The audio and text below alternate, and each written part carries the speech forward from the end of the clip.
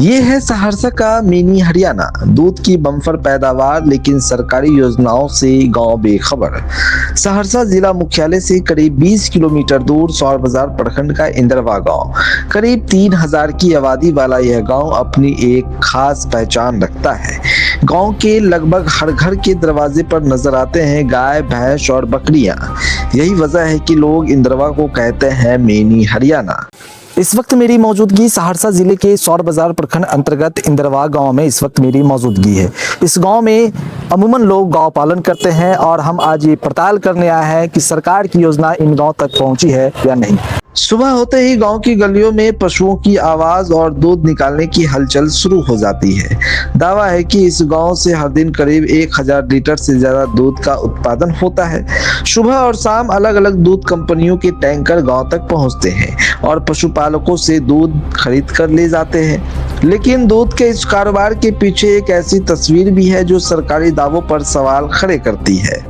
क्या करते हैं आप? पशुपालन करते हैं। कितनी संख्या में कर रहे हैं? अभी 4-5 है। 4-5 है। बीमार पड़ने पर कहाँ लेकर जाते हैं आप लोग? हम लोग ग्रामीण डॉक्टर जो है ना उसी से इलाज करवाते हैं। तो सरकारी अस्पताल नहीं है? सरकारी अस्पताल है, वहाँ पर कुछ नहीं है, दवा ववा कुछ नहीं। तब क्यों बना है अस्पताल? कभी पूछे नहीं? जब कुछ है ही नहीं तब क्या? पता है ही नहीं दवा पर कहाँ है, हम लोग को पता नहीं। छोटा छोटा जो बीमारी होता है उसके लिए भी दवा आप लोग को कुछ उपलब्ध नहीं है, खरीदना पड़ता है? टोटल खरीदना पड़ता है। अच्छा, वहाँ कोई उपलब्ध नहीं, बोलता है कोई दवा नहीं है। कौन कहता है ये? हॉस्पिटल में जो आते हैं सरकारी हॉस्पिटल। जी जी। तो कभी पशुपालन विभाग की टीम यहाँ पर पहुंची है कि कभी नहीं। सरकार पशुपालन विभाग की तरफ से योजना का लाभ दिया जाता है, पैसे दी जाती है कि काम को आगे बढ़ाइए, वो सब मिला है? जी नहीं, अभी तक नहीं मिला हम लोग को। उन सब चीज के बारे में जानकारी भी है कि नहीं आप लोग? जानकारी भी नहीं है हम लोग को। जानकारी का भी अभाव है। जी, जानकारी का भी अभाव है। एक छोटा सा मामूली टीका के लिए आपको कितना खर्च करना पड़ता है? टीका के लिए हम लोग खर्च करना पड़ता है। जो दवा वहाँ पर मिलता है ना, आप मान के चलिए वो वहाँ पर बोलता है 230, जो भी बोलता है उतना हम लोग को खरीद करके अपने से लगाते हैं। अपने से लगाते? जी। कितना खर्च पड़ जाता होगा? कम से कम 200 से 300 का एक मवेशी पर 300-400 पड़ता है। 300-400? जी। ब्लैक से खरीद देना पड़ता है हम लोग को। ब्लैक से खरीदना पड़ता है? अच्छा जी। वहाँ नहीं मिलता, फिर ब्लैक से आपको मिल जाता है? जी। कौन देता है ब्लैक से आपको? मेडिकल में। कौन सा गाँव है ये? इंदरवा। हम लोग खुद से पशु पालते हैं, दूध बेचते हैं। सरकार की तरफ से क्या योजना है इसकी हमें पूरी जानकारी नहीं है। यह बातें गांव के पशुपालक का कहना है। जिस गांव में हजारों लीटर दूध का उत्पादन हो रहा है वहां पशुपालकों का कहना है कि उन्हें सरकारी योजनाओं का लाभ नहीं मिल रहा है। पशु बीमार पड़ते हैं तो इलाज के लिए निजी डॉक्टर का सहारा लेना पड़ता है। दवाइयां भी निजी मेडिकल स्टोर से खरीदनी पड़ती है। पशुपालकों का आरोप है कि सरकारी स्तर पर नियमित जागरूकता अभियान तो दूर, पशु विभाग की टीम भी गांव में नहीं पहुंचती। सबसे बड़ा सवाल, जिस गांव की अर्थव्यवस्था का एक बड़ा हिस्सा पशुपालन पर टिका है वहां पशुपालकों को सरकारी योजनाओं की जानकारी आखिर क्यों नहीं है? गाय माल पोसे छिए, बकरी नमना पोसे छिए। अच्छा, केगो गाय छिए? 2 बकरी? 3 गो छै। तो बीमार पड़े छे तो कहाँ जाय छी लेके? डॉक्टर के पास। पैसो आर लगे छो? पैसा नहीं लागे तो फ्री में दे छे। सरकार तो फ्रीओ में दे छे सब चीज। तो सरकार फ्री में देते तब न जानबे, देबे न करे छे तो की जानबे? सरकार पैसो दे छे गाय पाले ला। तो देते तब न जानबे, देबे न करे छे तो की जानबे?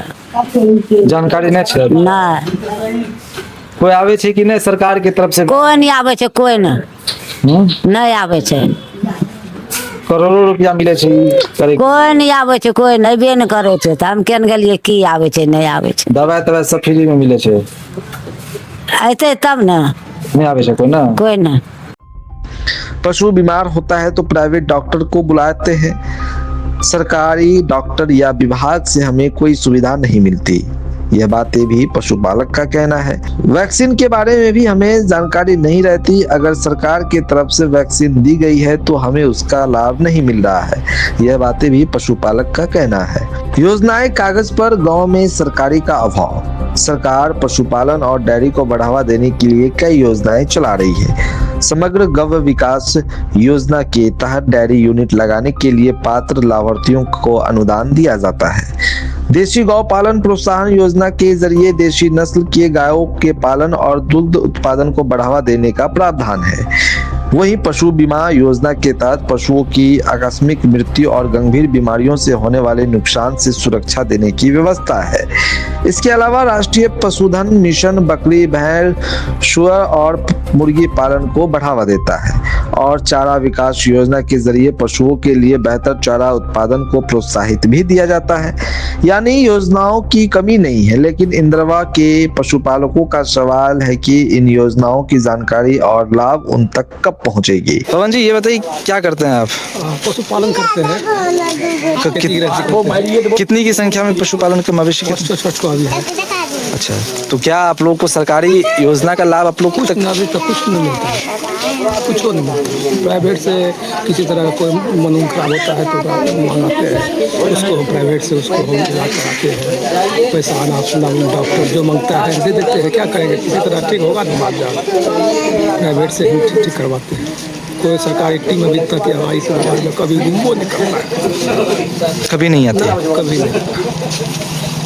योजना भी है, सरकार योजना भी चला रही है, मवेशी को लेकर योजना भी सरकार चलाती है, तो वो भी आप लोग को जानकारी है या नहीं? नहीं, कोई जानकारी नहीं, कभी कोई वहाँ का कोई लाभ नहीं है।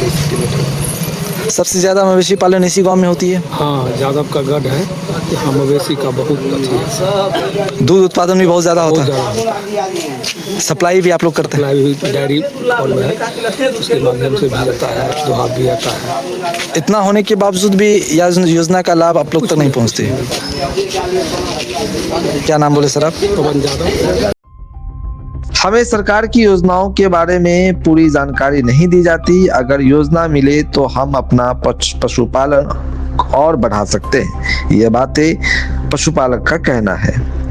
इंद्रवा गांव के पशुपालकों के इन आरोपों को लेकर जब जिला पशुपालन विभाग के अधिकारी से सहरसा 9 की टीम ने बातचीत करने की कोशिश की गई तो अधिकारियों ने तत्काल कैमरे पर बयान देने से इनकार कर दिया। अधिकारी का कहना है कि पहले गांव के लोगों से बातचीत की जाएगी और उसके बाद मीडिया को बयान दिया जाएगा। अब सवाल सिर्फ इंद्रवा गांव का नहीं है, सवाल ये है कि जब सरकार पशुपालन को बढ़ावा देने के लिए योजनाएं चला रही है तो उन योजनाओं की जानकारी गाँव के पशुपालकों तक क्यों नहीं पहुंच रही? क्या विभाग की टीम नियमित रूप से गांव का दौरा कर रही है? क्या पशुओं का टीकाकरण और स्वास्थ्य जांच नियमित रूप से हो रही है? और अगर हो रही है तो इंद्रवा के पशुपालकों को इसका लाभ क्यों नहीं मिल रहा? इंद्रवा की कहानी सिर्फ एक गांव की कहानी नहीं है, यह सवाल उन तमाम गांव का जहां किसान और पशुपालक अपनी मेहनत से दूध और पशुपालन का कारोबार खड़ा कर रहे हैं।